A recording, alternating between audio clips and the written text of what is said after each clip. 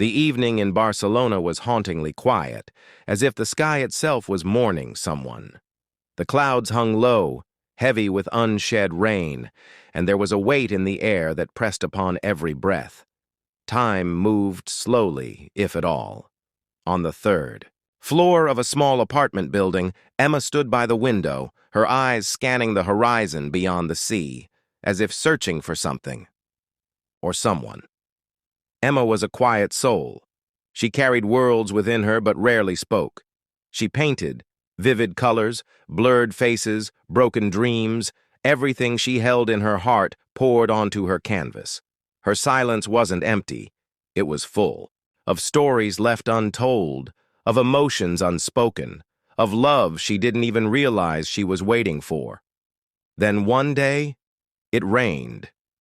Not a storm, just a soft, dreamy drizzle, the kind that awakens forgotten emotions. Emma had stepped out of a bookstore with a new novel in hand, but the rain caught her off guard. As she ran, the book slipped from her hand and landed on the wet pavement. She bent down to pick it up, and so did someone else. Their hands touched and their eyes met, a gaze so intense, so still, it felt as though time had paused just for them. Elliot, a writer, a broken soul who sold pieces of his pain through words. He was handsome, but it wasn't his looks that captured attention. It was the sorrow hiding behind his eyes. His voice was soft, and his tone carried a trace of something lost. When he first spoke to Emma, it was casual, but something within her trembled. She didn't know why, but it felt like she had been waiting for him all her life. They began meeting often, sometimes at cafes, sitting quietly beside one another, sometimes walking through libraries, saying nothing, just existing together. Emma read his books. Elliot admired her paintings. Slowly, gently, they began understanding each other's pain, the sorrow behind the sentences, the loneliness within each stroke of paint. One night, while the city slept under a silver moon, Emma whispered to him, "Even silence feels whole when you're around, as if my soul starts speaking when you're near." Elliot looked away. There was something in his eyes, a secret struggling to remain hidden. A few days later, Emma saw him through the window of a coffee shop. He wasn't alone. A doctor sat across from him. She watched from afar. His hands trembled as he held medical reports. Fear gripped his features. Emma didn't move. She didn't interrupt, but her heart shattered quietly.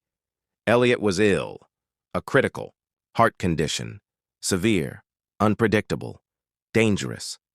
He didn't know how long he had left. Emma said nothing. She didn't confront him, didn't question him. Instead, she loved him more fiercely. She cherished every glance, every word, every second, as if time itself was counting down. Her prayers became desperate whispers into the night. Her dreams were full of him, living, breathing, smiling. Then one day, Elliot handed her a letter. "Emma," it read, "I'm leaving. Not because I don't love you, but because I love you too much. I can't let you drown with me. Forgive me." And he left. No goodbye. No final hug. Just silence. And a note. Emma's world stopped. She waited by the window every evening. She painted day and night, his face, his eyes, her loneliness. The colors grew paler.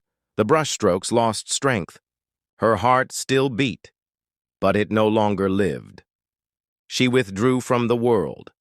No more words, no more food, no more light in her eyes. Doctors said her body was failing, but not from illness, from heartbreak. "This is not a physical disease," they said. "Her soul is withering." Then one evening she picked up her brush for the last time. Her hands shook. Her breath was shallow. She painted Elliot's eyes, the way they looked the day he left. Her tears fell onto the canvas, becoming part of the image, The painting was complete, and so was her story. Her body fell to the floor, silently. No cry, no farewell. Months later, Elliot returned, healthy, fully recovered. He was smiling, full of life, hope, love. He had defeated his illness. He was ready to return to Emma and tell her, "I survived. For you." But when he knocked on the door, the answer was silence. He was taken to the cemetery. There lay Emma, beneath the cold earth. A note left behind, in her hand. "If you return, just know, I was and will always be yours." Elliot collapsed at her grave. He clutched her final painting. His tears soaked the earth. His voice cracked, but no scream came. Only a whisper, again and again. "Your love was my salvation, and my silence was your death. I was too late, and now I'm lost forever."